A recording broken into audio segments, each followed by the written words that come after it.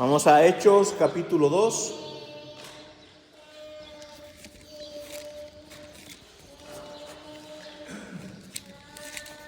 Hechos capítulo 2.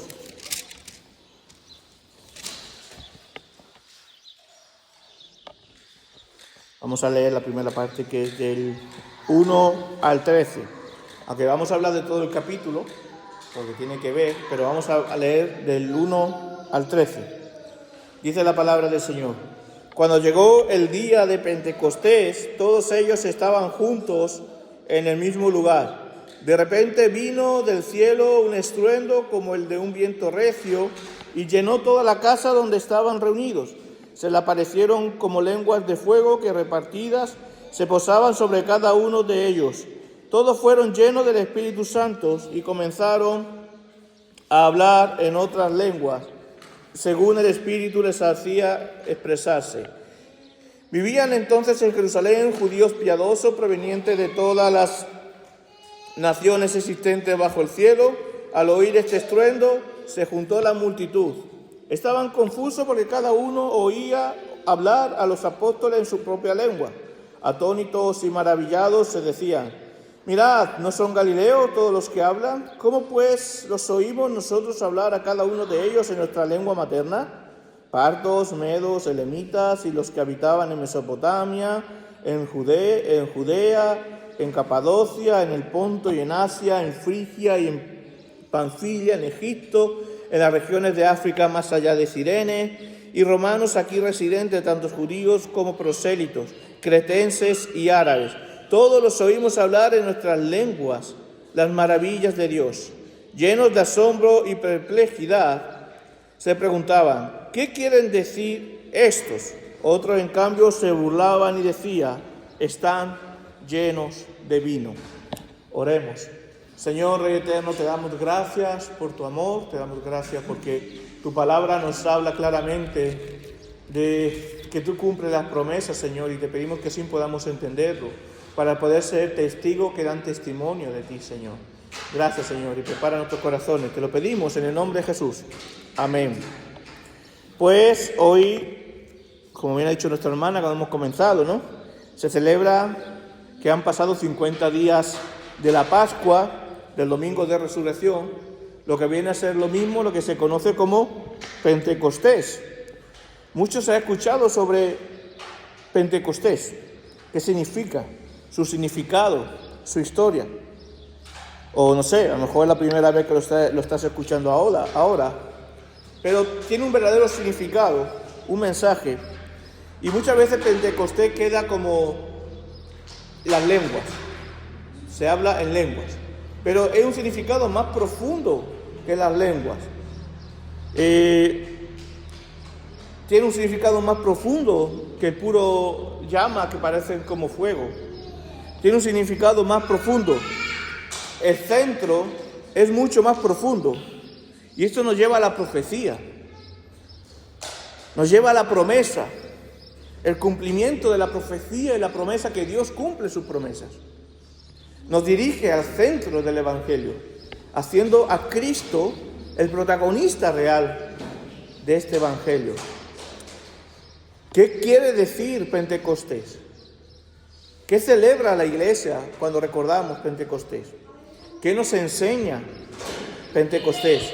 ¿Qué podemos aplicar a nuestra vida? Vamos al comienzo. Primero tenemos la promesa. Hay una promesa, ¿no? Incluso lo hemos leído en el libro de Joel, lo hemos leído ahora mismo, pero hay muchas más promesas. Vamos a ver ahora la profecía y la promesa de este hecho que desde la eternidad estaba preparado por Dios. Vemos algunas profecías del Antiguo Testamento que Jesús ya estaba siendo prometido Jesús, estaba prometida su obra, y como consecuencia de su obra, que el Espíritu Santo viniera a nosotros. Si Jesús no hubiera muerto ni por nosotros, ni resucitado, no hubiera habido una venida del Espíritu Santo. Aquí el protagonista, a veces se le da un énfasis, Dios Trino es el protagonista de todo esto, pero el centro del Evangelio es Jesucristo. Y cuando vemos nosotros esta profecía que viene desde Génesis 3:15, y pondré enemistad entre ti y la mujer, entre tu simiente y su simiente, él te herirá la cabeza y tú le herirás el calcañar. Estamos viendo esa promesa que nos dirige al centro del Evangelio. Cristo iba a dar su vida por nosotros sabiendo también que iba a resucitar. Cristo ascendió a su trono, lo vimos el domingo pasado. ¿Y qué pasó ahora? Y cuando esto pasara, ¿qué? ¿Qué pasó? Si Cristo asciende, ¿qué? ¿Nos deja huérfanos? No nos deja huérfanos. Nos ha enviado el Espíritu Santo. Y en el Antiguo Testamento vienen algunas aclaraciones. Isaías 66, 18 dice: mas yo conozco sus obras y sus pensamientos. Llegará el tiempo de juntar a todas naciones y lengua. Vendrán y verán mi gloria. Con el Espíritu Santo sucede esto. Ya estamos viendo que está sucediendo en Hechos capítulo 2. Gente de todas las naciones verán y verán mi gloria. Y también vemos la profecía que hemos leído del profeta Joel capítulo 2, del 28 al 32. Y sucederá que después de esto derramaré mi espíritu sobre toda carne. Entonces vemos que hay unas promesas de Dios y esto, algo que podemos aprender y que ya hemos aprendido, pero que tenemos que recordar, que las promesas de Dios son sí, amén, se cumplen. Promesa de Cristo también promete esto en su ministerio en la tierra. Promete en el Evangelio y promete en Hechos de los Apóstoles. Como hemos visto, ya había antecedentes en el Antiguo Testamento.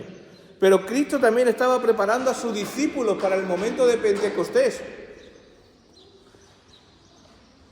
Hemos leído en Juan 14, 16, 17, y yo rogaré al Padre, y Él os dará otro Consolador para que esté con vosotros para siempre, es decir, el Espíritu Santo, a quien el mundo no puede recibir, porque ni lo ve ni lo conoce, pero vosotros sí le conocéis, porque mora en vosotros, estará con vosotros. Yo no conozco un Dios de otra religión que more dentro de sus fieles. Porque no la religión, y permitirme este halago de jactancia, la religión verdadera, el verdadero camino de salvación es Cristo, no es una placa. Y Cristo, al tener a Cristo, tenemos el Espíritu Santo que mora en nosotros. Pero Cristo iba a morir, resucitar, ascender, pero no nos iba a dejar solo. Lo hemos dicho en Juan, en el mismo capítulo, Juan 14, 26 dice: pero el Consolador, el Espíritu Santo, de quien el Padre enviará en mi nombre, Él os enseñará todas las cosas y os recordará todo lo que os he dicho. El Espíritu Santo capacita a la iglesia para poder caminar. El Espíritu Santo nos empuja a hacer la voluntad de Dios. Muestra cómo actúa, vemos cómo actúa la tercera persona de la Trinidad. Y Cristo capacita a los apóstoles para recibir el Espíritu Santo. En Juan 20, 22 dice: después de decir esto, sopló sobre ellos y dijo: recibid el Espíritu Santo. Cristo está capacitando, está preparando para poder recibir el día de Pentecostés el Espíritu Santo. Este soplo que hace Jesús antes de morir, resucitar, no es Pentecostés, es una preparación para Pentecostés. Y justo un poco antes de ascender, lo vimos el domingo pasado, dice: pero recibiréis poder cuando el Espíritu Santo venga sobre vosotros y me seréis testigos en Jerusalén, en toda Judea, en Samaria y hasta los confines de la tierra. Esto lo tenemos fresco porque lo vimos el domingo pasado. Sí, ¿cómo podemos? Por eso es testigos que dan testimonio. Si no fuera por el Espíritu Santo no podríamos ser testigos, porque no podríamos nacer de nuevo. Si no fuera por el Espíritu Santo, no podíamos tener capacidad. Yo no me podía poner aquí sentado y tener discernimiento, poder poner la palabra, si no fuera por el Espíritu Santo. Por lo tanto, es algo importante este hecho, que la Iglesia siempre debe recordar la promesa de Dios que se cumple, y ahí viene el cumplimiento de la promesa. Jesús dice: me seréis testigos, que es como estamos dando nombre también a este sermón. Pues como vamos a ver, para mí es más importante esto, que es el centro, testigos del Evangelio, de la gracia del Señor. Ahora vamos a ver qué significa eso de que pasó con las lenguas y todas unas cosas, pero lo más importante es, el testimonio se puede hacer porque somos testigos del Evangelio, gracias al poder de Dios por medio del Espíritu Santo. El cumplimiento de la promesa. Hemos empezado leyendo, cuando llegó el día de Pentecostés estaban todos en un mismo lugar.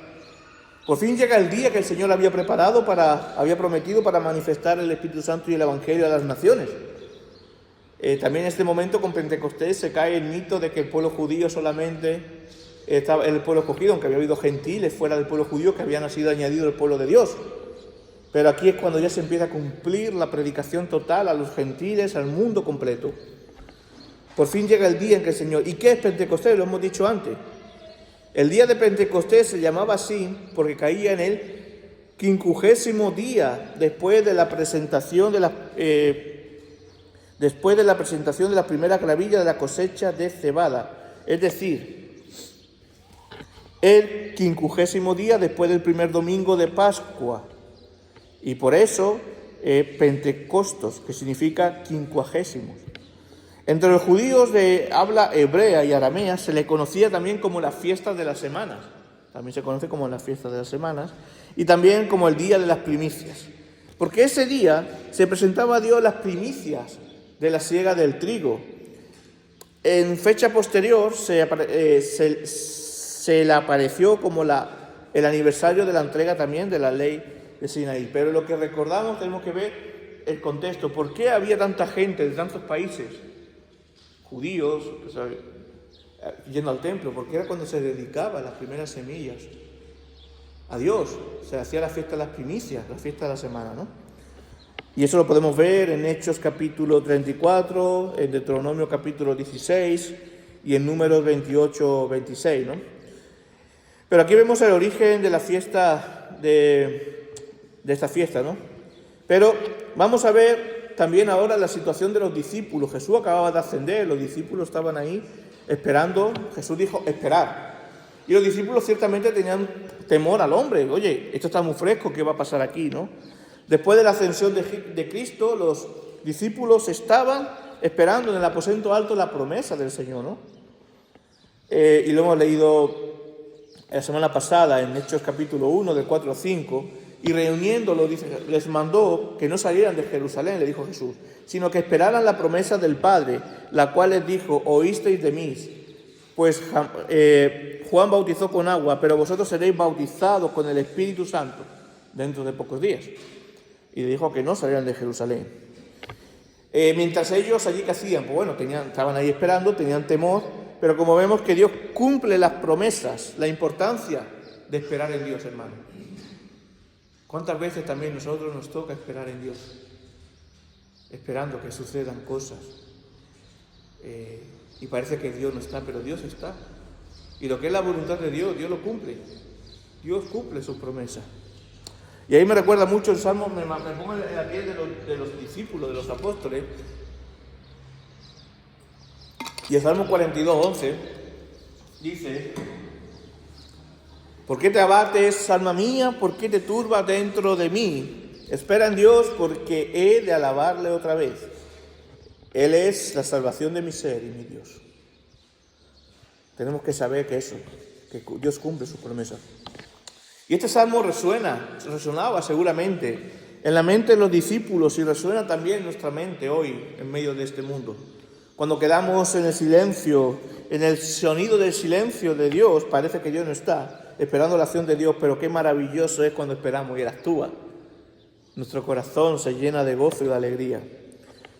El poder de Dios, por su Espíritu y la llenura llegó en ese momento. Y dice, y de repente vino un viento del cielo, un ruido como el de una ráfaga de viento impetuoso que llenó toda la casa donde estaban sentados. Y se le aparecieron como lenguas, como lenguas de fuego. Se posaron sobre cada uno de ellos, todos fueron llenos del Espíritu Santo y comenzaron a hablar en lenguas según el Espíritu les daba habilidades para expresarse. Por fin, ellos habían experimentado el poder del Espíritu Santo. El Espíritu Santo en ese día desciende para quedarse en su iglesia. El Espíritu Santo hoy está en medio nuestro, está en nosotros. Y vemos varias cosas. Por un lado vemos el viento. El viento simboliza al Espíritu Santo, quien llena la casa donde están sentados los creyentes. El sonido del viento señala el poder celestial y su repentina aparición nos habla del comienzo de un acontecimiento sobrenatural.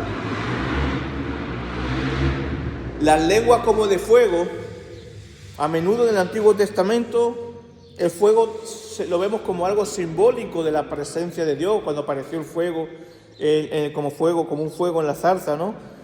Pero también especialmente el fuego también se relaciona con la santidad, el juicio, la gracia.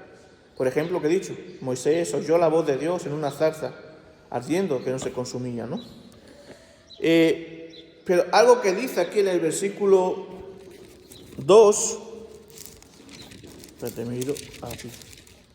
En el capítulo 2, versículo 4, de hecho, dice: todos fueron llenos del Espíritu Santo, todos los que estaban en esa sala, los discípulos, los apóstoles, y comenzaron a hablar en otras lenguas, según el Espíritu Santo les hacía expresarse. Las lenguas que los creyentes hablaban en ese momento, daros cuenta que la gente le entendía, o sea, la gente de cada uno lo entendía, era algo sobrenatural. Pero las lenguas que los creyentes hablaban en ese momento son idiomas, eran idiomas. Hablando de regiones desde Persia hasta el este, hacia Roma al oeste. No es lo que hoy se hace en algunos lugares, la glosolalia. Estas lenguas que se hablaban en Pentecostés eran lenguas, idiomas, porque las lenguas era un don para la evangelización, no para la oración. Entonces se hablaba en lengua y se predicaba. Claro, ¿cómo íbamos a llegar? ¿Cómo iba a llegar, por ejemplo, a los egipcios? ¿Cómo iban a llegar a los medas, a los persas? ¿Cómo iban a llegar a los romanos? Si los discípulos de Jesús, los apóstoles, eran galileos, que se habían formado 3 años con el maestro, pero no tenían formación ni estudios de idiomas. El Espíritu Santo les dotó para hablar y hablaban en otros idiomas para la extensión del Evangelio. Pero ¿por qué yo digo, y qué vemos aquí? Y yo porque digo, no son las lenguas no se relaciona la glosolalia, la lengua que se escuchan hoy en algunas iglesias con este hecho de Pentecostés. Porque eran lenguas humanas de idioma. Era algo sobrenatural que Dios capacitaba, pero eran lenguas y idiomas. ¿Por qué? Porque vemos que los que entendían en sus idiomas, y no todos eran creyentes, porque algunos se están burlando de ellos, incluso algunos. No tenían un don sobrenatural para interpretar las lenguas, no tenían el Espíritu Santo para interpretar las lenguas. Ellos escuchaban como un ser natural, algo sobrenatural, que sí estaba haciendo Dios por parte de los apóstoles. Por eso digo que el centro de Pentecostés, a veces quedamos distraídos con este hecho sobrenatural, pero el centro de Pentecostés es que ya se estaba cumpliendo la promesa de Cristo, tanto la promesa del Espíritu Santo, como la de que me seréis testigos. Daros cuenta que Jesús dice: me seréis testigos en Jerusalén, en Judea, en Samaria, hasta los confines de la tierra. Y allá había gente de los confines de la tierra de esa época. Se estaba cumpliendo ya la promesa de Jesús. Estaban siendo testigos para todas las naciones, porque había gente de todas las naciones. Y esa gente y recibieron a Cristo muchísimo, que vamos a ver ahora, y se iban a volver a sus lugares, y esa gente iba a dar testimonio también de lo que habían recibido en Cristo. Porque había gente, había partos, medos, elamitas, Mesopotamia, Judea, Capadocia, Ponto, Asia, Egipto, Libia, Cirene, hasta de Roma, cretenses y árabes. Gente de toda lengua, raza y nación. Porque había también prosélitos, gentiles convertidos al judaísmo. De todo esto el Señor levanta a la iglesia. Y este evento de Pentecostés fue un evento significativo que marcó el cumplimiento de la promesa de Jesús de enviar al Espíritu Santo a sus seguidores. A partir de este momento, hermanos, los discípulos fueron capacitados y fortalecidos por el Espíritu Santo para llevar el mensaje de la salvación a las naciones. Y de aquí podemos sacar varias conclusiones, consecuencias del cumplimiento. Testigos testificando, ¿no? O testigos que dan testimonio, como he titulado ahora esto. Porque esto es el centro, hermanos, de la promesa de Pentecostés. Nosotros estamos del cumplimiento en Pentecostés, de la promesa. Nosotros estamos aquí precisamente porque se cumplió esa promesa el día de Pentecostés. Y a partir de ahí el Evangelio empezó a correr por toda lengua, tribu, raza, nación. Y los pueblos se maravillaban, otros se burlaban. Esto seguimos viendo hoy. Predicamos el Evangelio y ¿cuál es la respuesta, hermano? Pues unos se maravillan de haber recibido la gracia del Señor y otros se burlan de nosotros, ¿o no? Se burlan de nosotros. Fíjate lo que dice el versículo 12 y 13. Llenos de asombro y perplejidad se preguntaban, ¿qué quieren decir esto? ¿Qué quiere decir esto? ¿Qué está pasando aquí? Y por otro lado, en cambio, otros se burlaban y decían, están llenos de vino. O yo me imagino que los apóstoles empezaron a predicar el Evangelio en ese momento con un ímpetu, con ese poder, de esa fuerza del Espíritu Santo, y cada uno encima escuchándolo hablar de su idioma. Era algo sobrenatural, ¿no? Pero vemos aquí la consecuencia de la predicación de Pedro. Pedro se pone a predicar en ese momento que vemos en el primer discurso de Pedro, que por el bien del tiempo no voy a leer todo, pero completa el capítulo 2 junto con una parte final que habla sobre la vida de los cristianos, ¿no? El miércoles que viene vamos a leer esta parte, como estamos hablando también de comunidad, de cómo se relacionan, vamos a leer esta parte de la vida de los primeros cristianos, ¿no? Pero el discurso de Pedro, esa es la consecuencia. Pedro se comienza a predicar el Evangelio también, y esto va a llegar a muchos, va a convertirse a muchos. Y esto lo vemos, lo que dice, vemos en Jonás 2:9, lo que también está diciendo Pedro en ese sentido. La salvación es del Señor. Y ese es el mensaje de Pentecostés también. La salvación es del Señor. Porque no hay ninguno que no sea el Señor que pueda salvarnos. Solamente Cristo puede salvarnos. Y Pentecostés nos lleva al centro del Evangelio. Pentecostés no nos lleva a inventar nuevas profecías o iglesias que se van alejadas del Evangelio. Pentecostés precisamente nos lleva al centro del Evangelio, al Evangelio de salvación, al cumplimiento de esta palabra que es las Escrituras, la Biblia. Muchos recuerdan Pentecostés y ponen en el centro las lenguas, tanto de la forma de fuego, de llama y todas estas cosas, y de cómo la hablaban, ¿no? Pero esto, como he dicho, vuelvo a reiterar, permitidme, no es el centro de Pentecostés, sino que el centro de Pentecostés es el Evangelio mismo. Es la palabra misma. Todo gira en torno al Evangelio, el mensaje de salvación. Y es lo que hace Pedro. Pedro, voy a hacer un resumen sin leerlo todo. Pedro, en los versículos del 14 al 16, lo que hace es, Pedro en la primera parte habla de la profecía y de la promesa de la llegada del Espíritu Santo. Él empieza como, no inventando una nueva religión ni una nueva iglesia. Lo que hace Pedro es recordar lo que yo estoy haciendo. Recordar las promesas de Dios en el Antiguo Testamento.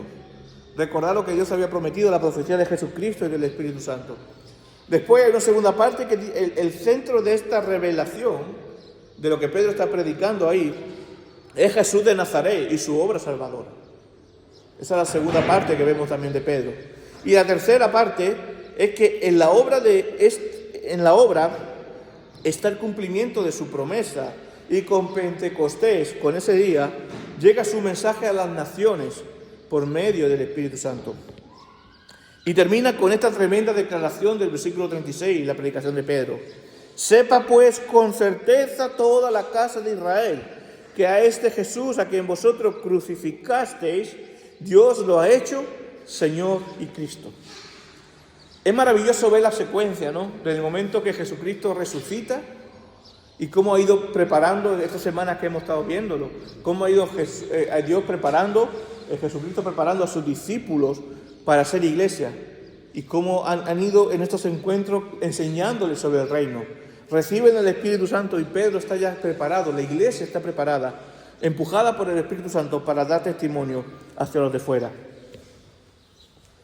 Y otra cosa maravillosa, el poder del Espíritu Santo trae conversiones.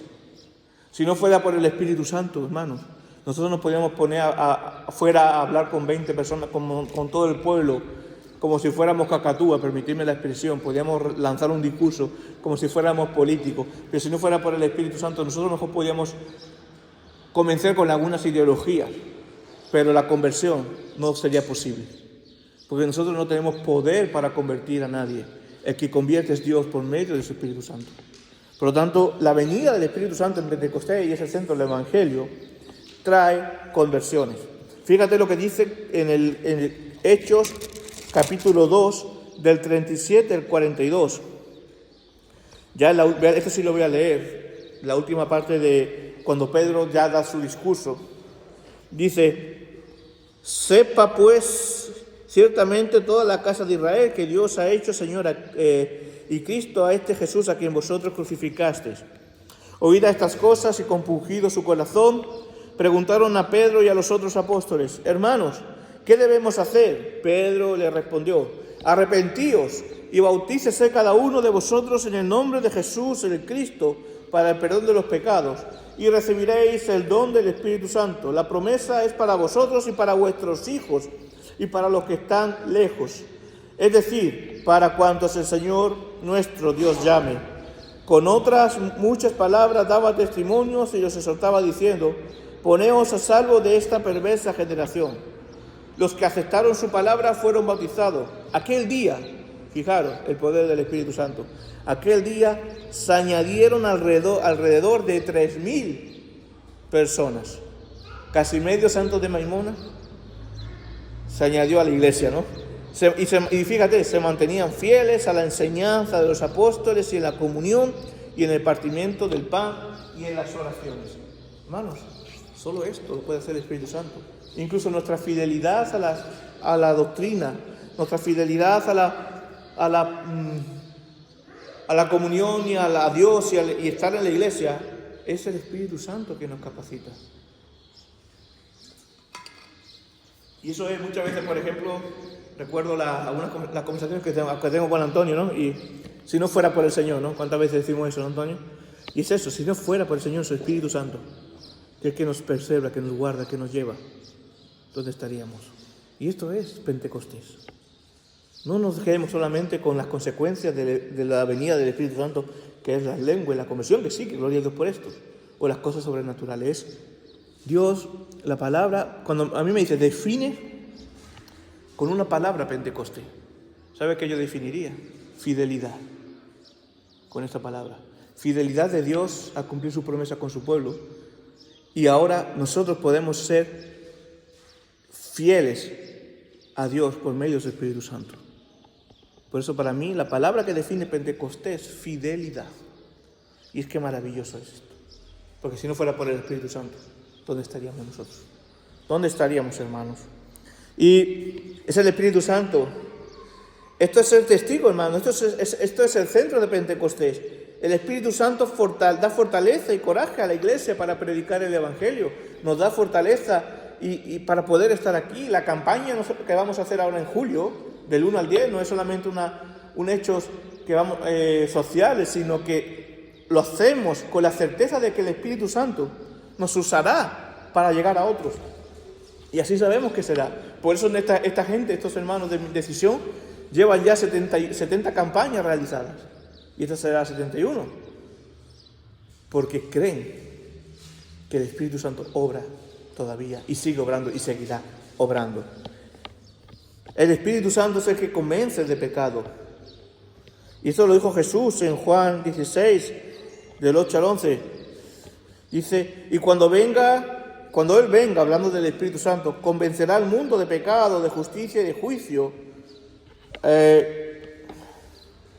De juicio de pecado, porque no creen en mí, de justicia, porque yo soy el Padre y no me veréis, yo voy al Padre, de justicia porque yo voy al Padre y no me veréis más, y de juicio porque el príncipe de este mundo ha sido juzgado. Hermanos, es por esto que podemos vivir con fidelidad, vidas piadosas también, por la presencia del Espíritu Santo en nosotros. Y aquí Pablo habla a los Gálatas también, Gálatas 5 del 22 al 23. Mas el fruto del Espíritu Santo es ¿qué? Amor, que es lo que debemos vivir. Gozo, viviendo en gozo. Paz, paciencia, benignidad, bondad, fidelidad, mansedumbre, dominio propio. Contra tales cosas no hay ley y no hay mal. Hermanos, esto es lo que el cristiano debe vivir genuinamente cuando el Espíritu Santo mora en él, la fidelidad del cristiano para gloria de Dios. Pues por eso el Espíritu Santo, y permitidme que diga esto, a veces dicen, no, es que solamente los pentecostales, los que hablan en lengua, tienen el Espíritu Santo. No, el Espíritu Santo no le pertenece a una denominación. El Espíritu Santo es un don para la iglesia, para todos nosotros. Y es la presencia de Dios en la iglesia, en ti. Y eso se ve ¿cómo? Por los frutos. Por los frutos, por los frutos del Espíritu, por el amor, el gozo, la paz, la paciencia. Se ve también con la constancia, con el caminar. Se ve también en las buenas obras que glorifican a Dios. Es una evidencia del Espíritu Santo. Se ve en tu confesión de pecador, diciendo yo soy pecador y creo en Jesucristo como Señor y Salvador. Ahí ya se ve el Espíritu Santo. No tenemos que hacer un énfasis que no hay en la Biblia. El énfasis ya se lo da la Biblia en estos días. Hermanos, un don para la iglesia, como dice Pablo en los Corintios, 1 Corintios 6, del 19 al 20. ¿O no sabéis que vuestro cuerpo es templo del Espíritu Santo, que está en vosotros, el cual tenéis de Dios, y que no sois vosotros? Pues por precio habéis sido comprados. Por tanto, glorificar a Dios en vuestros cuerpos y en vuestro espíritu, los cuales son de Dios. Hermanos, por el Espíritu Santo sabemos, como diría Pablo, que ya no vivo yo, Cristo vive en mí. Y ya sea que muera o viva, lo hago para Él. Y eso debe ser, y es una certeza, una realidad, que el Espíritu Santo nos habla y nos guía, ¿no? Y todo esto es para gloria de Dios, hermanos. Bueno, pues hemos visto la importancia de un hecho histórico. Y la importancia de este hecho histórico no son las lenguas. La importancia de este hecho histórico es que el centro de este hecho histórico está en el Evangelio, el centro de la iglesia, que es el Evangelio. El centro es el Evangelio de Cristo resucitado y el poder de Dios, que es quien salva y encoraja, llama a la iglesia para ser fiel también. Por eso la palabra fidelidad es importante. Hermanos, por este hecho histórico podemos ser testigos y damos testimonios, como he puesto el nombre de la predicación. El centro es ser testigo de su mensaje, como lo fueron tantas generaciones antes de nosotros, a tantas naciones, que también puedan dar testimonio. Este es el centro. En este sentido, hermanos, todos somos pentecostales en ese sentido, porque la iglesia se levanta tal como la conocemos hoy, allí. El Espíritu Santo vino para quedarse en la vida del creyente, en la vida de la iglesia. El Espíritu Santo mora en nosotros, nos vivifica, nos fortalece, nos guía, no por nuevas profecías, como he dicho antes, sino a la luz de la palabra. Nos ilumina para entender la palabra de Dios. Y damos gracias a Dios por el Espíritu Santo, porque Dios Padre, ¿cuál es el papel de la Trinidad? Lo mismo que viene hablaremos de la Trinidad. ¿Cuál es el papel de la Trinidad? Dios Padre nos llama, nos escoge, nos llama. Dios Hijo pagó, redimió nuestros pecados. Y el Espíritu Santo nos arrastró, nos vivificó y nos convenció de pecado. Es un momento oportuno, hermanos, para recordar y renovar nuestra dependencia a Dios por medio de su Espíritu Santo. Y pedir al Señor que por medio de su Espíritu Santo nos guíe y así poder en nuestras vidas compartir el mensaje transformador de Jesucristo resucitado al mundo. Y sobre todo, hermano, no caigamos en el error de apagar el Espíritu Santo. Primera Tesalonicenses 5:19 dice, no apaguéis el Espíritu Santo. ¿Pero qué significa esto, hermano? Que el Espíritu Santo gobierne nuestro corazón, que le dejemos que Él nos guíe, que dejemos que Él nos enseñe por medio de su palabra. No es ser más ruidosos o más jolgoroso en los cultos, o hablar de una manera, hablar de otra. No, eso no se refiere a no apagar el Espíritu Santo, sino a apagar el Espíritu Santo es dejar de practicar las obras de la piedad que glorifican a Dios. Por eso, hermanos, no apaguéis el Espíritu Santo. Y recuerda, las promesas del Señor, y esto es importante, se cumplen. Él dijo que se encarnaría, se encarnó. Él dijo que moriría y resucitaría, y así lo hizo, murió y resucitó. Él dijo que vendría el Consolador y vino. Y Él dijo que volverá, y sabemos que volverá. Pentecostés es el último cumplimiento antes de que Él venga. Por eso podemos decir hoy también, cuando participamos también de la cena del Señor, ven, Señor Jesús. Seremos testigos hasta su venida. Damos gracias al Señor y que Dios bendiga su palabra.